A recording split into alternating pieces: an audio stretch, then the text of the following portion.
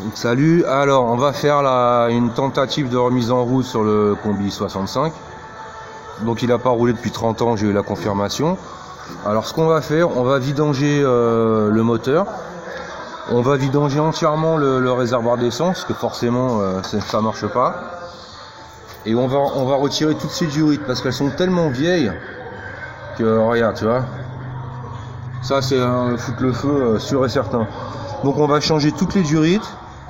On va enlever les bougies, on va prendre les compressions, on va nettoyer le filtre à bain d'huile.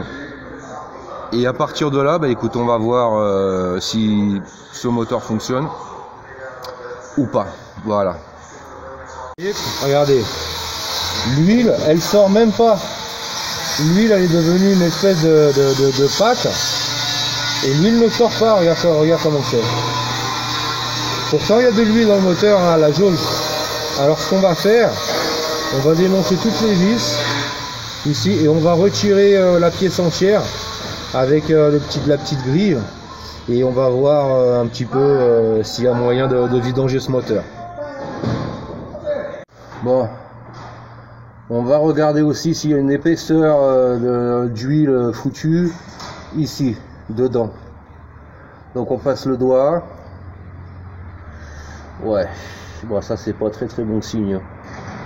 Ça veut dire que tout le carter, regarde, ça c'est pas de l'huile, c'est de l'huile qui est, on va dire, qui est devenue une espèce de pâte assez grosse.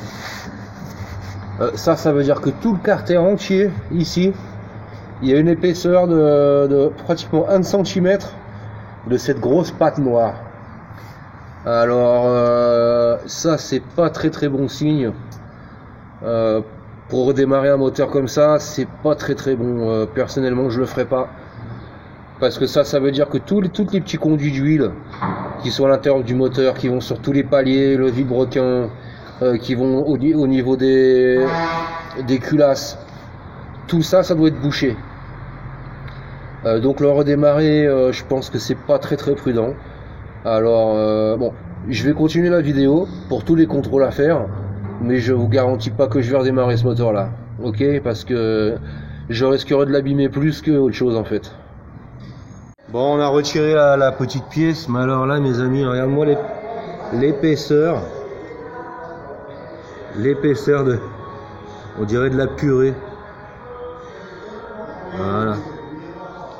Bon, alors en fait ce qu'il faut faire, il faut mettre ça dans un bac à essence petit, on nettoie avec de l'essence et on va voir s'il y a des bouts de fer ou s'il y a de la limaille ou s'il y a quelque chose. C'est comme ça qu'on va savoir en fait s'il y a des dégâts dans le moteur. Bon bah je fais ça et je vous reprends après.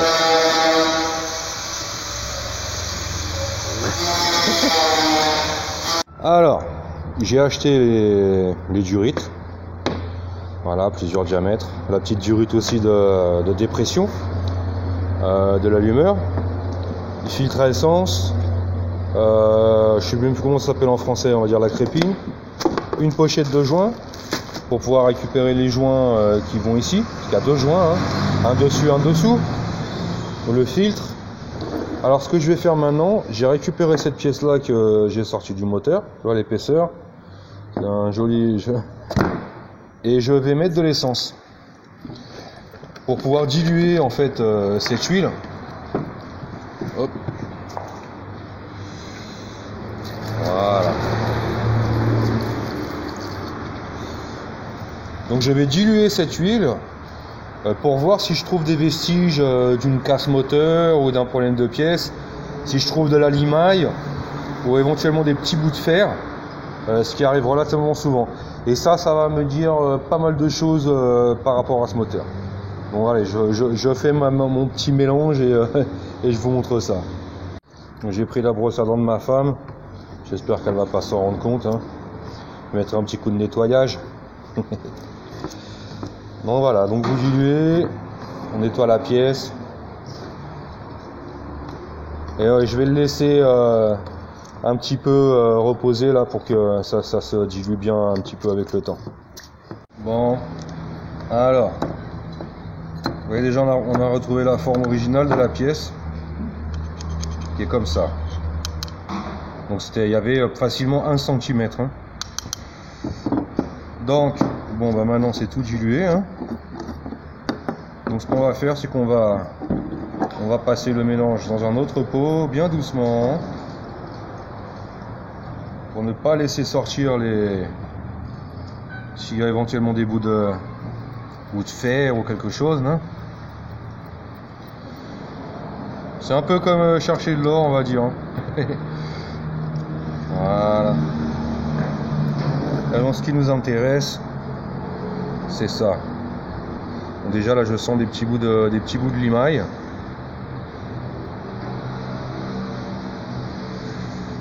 Là il y a un petit bout de fer là, vous voyez. Je sais pas si vous arrivez à voir. Petit bout de fer.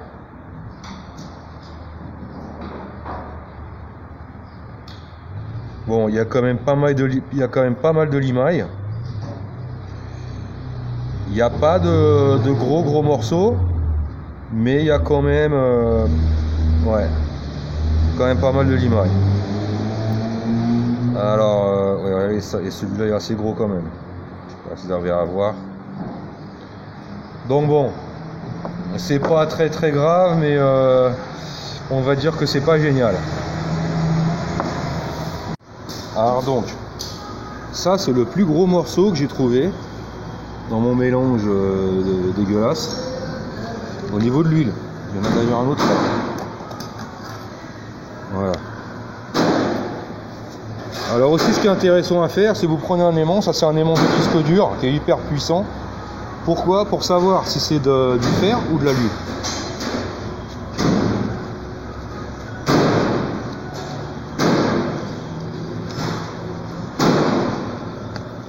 Voilà. Donc ça, à mon avis, ouais. Donc c'est du fer. Alors je sais pas exactement d'où ça vient. Faudrait que je regarde. Et donc voilà. Donc ça c'est juste une analyse du moteur. Hein. Un autre petit détail. Je sais pas si vous arrivez à voir. Oh, regarde là. Logo Volkswagen. Ce pot là, il est d'origine. Ce pot là, il doit avoir 40 ans. Et il est même pas percé. Regarde. Il est même pas percé, il n'y a même pas de trou, il n'est pas cassé. Et là où c'est incroyable, c'est que si vous achetez un pot d'échappement bon, sur internet qui va vous coûter, allez, on va dire 80 €, 100 €, eh ben, je vous garantis qu'au bout d'1 an et demi, 2 ans grand maximum, le pot il est déjà rouillé et déjà percé. Là vous avez un pot Volkswagen d'origine qui a 40 ou 50 ans, et ben il n'y a pas de trou, il n'y a pas de cassure, il n'y a rien. Ça vous donne un petit peu une idée quand même de la différence de savoir-faire de l'époque par rapport aux pièces qu'on achète aujourd'hui, hein, qui sont du cheap, du pas cher. Et il y a vraiment une grosse différence. Et ça, c'en est la preuve la plus flagrante. Alors au niveau du réservoir, le réservoir il est là. Là, vous voyez. Ça c'est la sortie du réservoir qui est juste au-dessus au-dessus du démarreur. J'ai mis 3 litres d'essence et il n'y a rien qui sort. Donc ça veut dire qu'en fait il y a de la saleté dans le réservoir. Là au niveau de cette grosse vis de 22, ce gros boulon, donc on enlève le boulon, ça va sortir tout l'ensemble, et normalement il y a un petit filtre à ce niveau là à l'intérieur du réservoir, et donc là je soupçonne qu'il soit complètement obstrué. Donc voilà, donc je pouvais toujours essayer de le démarrer, mettre de l'essence, ça n'aurait pas fonctionné. Donc je vais démonter cette pièce là et on va voir dans quel état elle est. Bon, donc j'ai démonté, le filtre il est complètement fondu, collé, on n'arrive même pas à l'enlever. Donc j'étais obligé de pratiquement percer le filtre avec un tournevis. Et vous voyez, c'est vraiment rempli de saleté au niveau du trou du réservoir. Donc ça pouvait pas fonctionner, hein, clairement. Donc voilà, vous voyez. Donc ça c'est la sortie du réservoir, regardez. Donc vous pouvez toujours essayer de le démarrer, ça marchera pas. Il est complètement bouché de saleté, alors je sais pas trop ce que c'est. Alors cette pièce là, je vais la changer. Et de toute façon, il faudra qu'on sorte le réservoir pour lui faire un traitement interne pour retirer toute la saleté. Et ça va être le seul moyen pour vraiment laisser le circuit d'essence fonctionnel. Donc autre chose à contrôler au niveau de l'allumeur, ne serait-ce déjà que de regarder l'état à l'intérieur. J'espère que je vais pas me prendre un rat dans le museau. Donc voilà, bon, il est pas trop mal, on va dire. Il y a quand même une belle oxydation, vous voyez, au niveau de ces petites pièces là, il y en a 4 et qui correspondent à chacun des fils. Il y a une grosse oxydation, hein. Vous voyez, c'est vert. Donc ça, il va falloir le décaper avec un petit papier de verre, tout doucement. Décaper également cette pièce là, pour la laisser bien en contact. Donc ça, c'est une chose basique à faire, hein. Donc nettoyage de cette pièce obligatoire pour pouvoir avoir l'espoir, on va dire, de le redémarrer. Alors une fois que vous avez vérifié le doigt d'allumeur, nettoyé cette pièce là, vérifiez que tous les câbles sont bien connectés, vous prenez un testeur, un multimètre, et vous vérifiez qu'il y ait bien le plus après contact qui arrive sur la bobine. Alors, une fois que ça vous pouvez faire aussi, vous prenez une bout de la bougie, vous la mettez là, vous mettez à la masse comme ça, un coup de démarreur et vous regardez s'il y a une étincelle. Si il y a un moyen rapide aussi, c'est de mettre le doigt dedans et de mettre un coup de démarreur. Ça pique, mais c'est pas dangereux. Non, je déconne, hein. Donc vous faites comme ça et vous regardez qu'il y ait bien une étincelle quand vous démarrez, qu'il y ait bien plus après contact au niveau de la bobine. Et là, normalement, s'il y a tout ça, au niveau de l'allumage, ça doit fonctionner. Également la pompe à essence. La pompe à essence, il y a une membrane à l'intérieur. Donc ça se peut que la membrane, elle est séchée avec le temps et qu'elle est craquée. Vérifiez également, hein, mettez un peu d'essence, changez toutes les durites, les filtres. Et vous vérifiez, vous enlevez la durite, un petit coup de démarreur, juste pour voir si la pression d'essence, elle sort bien au niveau du carburateur. Si jamais ça sort pas, vous changez la pompe à essence. Parce que la membrane, souvent elle sèche et elle perce. Donc forcément ça marche plus. Alors la prochaine étape sur ce moteur du combi 65, c'est de prendre les compressions en fait. Donc on a Adrien déjà retiré les bougies. Et on va essayer de prendre les compressions des 4 cylindres. On est en train de mettre la batterie. C'est pas du tout pour démarrer le moteur, hein, on est bien d'accord. Et c'est juste pour prendre les compressions, hein, pour voir l'état des pistons, des cylindres, éventuellement des culasses, voir qu'il n'y a pas de fuite.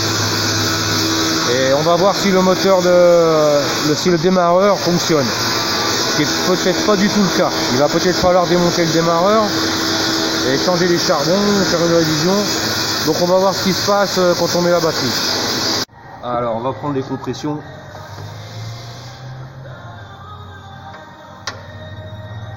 Voilà. Va bowling.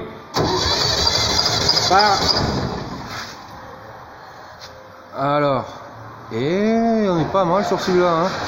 6.5. Donc ce qu'on fait, on note. Donc on va noter 6.5 sur celui-là.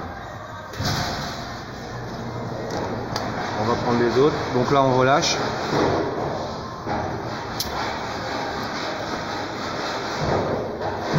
Vas-y bowling. Ça 6.5 aussi. Pas mal du tout.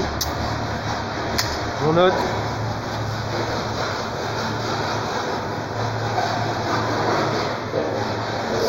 Voilà, maintenant je vais passer de l'autre côté, je vais faire la même chose de l'autre côté. Bon, alors. Là j'ai toutes les codes d'origine, toutes les pressions d'origine, caractéristiques du moteur. Alors, pression de compression en kilogrammes. Ce moteur là, c'est un moteur 1300, lettre B. On est à 8.5 plus ou moins 1. Et je suis Voilà. Donc ça veut dire que la limite d'usure c'est 7.5. Et donc je suis sur ces compressions là. Donc là malheureusement, et c'était un petit peu, je le soupçonnais, on va être obligé de changer piston, segment, cylindre et réflexion des culasse. Voilà. Donc aussi en fait ce qui est intéressant c'est de vérifier la pression d'huile. Voilà, donc en fait vous branchez l'appareil là au niveau de ce testeur là du capteur de pression et vous démarrez le moteur et bon bah la pression elle va entre 2 et 4. Ça dépend si le moteur est très chaud, ça dépend de la viscosité de l'huile, donc c'est bien aussi de faire la vérification. Donc là je vais allumer le moteur, mais là il est très chaud parce que je reviens de l'autoroute, c'est un autre combi. Donc la pression va être un petit poil moins forte. Je pense qu'elle va être vers les 2,5. Donc ça c'est aussi important à vérifier la pression d'huile quand vous voulez démarrer un vieux moteur. Voilà, ça c'est un autre combi, c'est un combi moderne que j'utilise. Donc je vous fais ça, le test je le démarre. Allez. Accélère. Bye.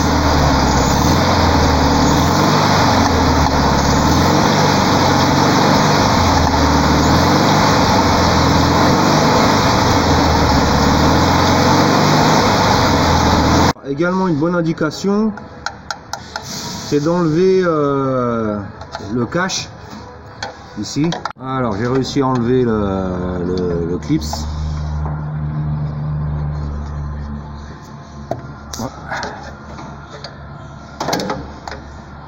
Alors des fois c'est bien collé.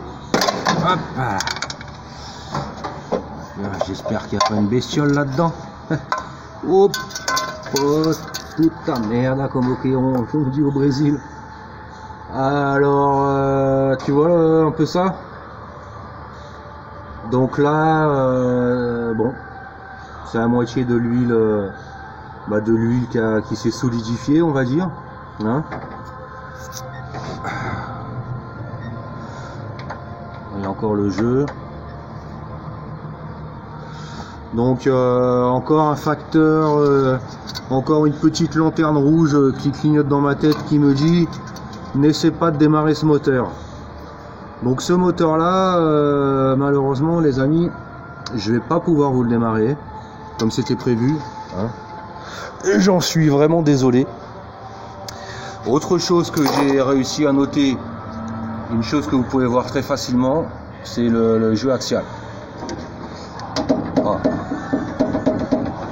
Je sais pas.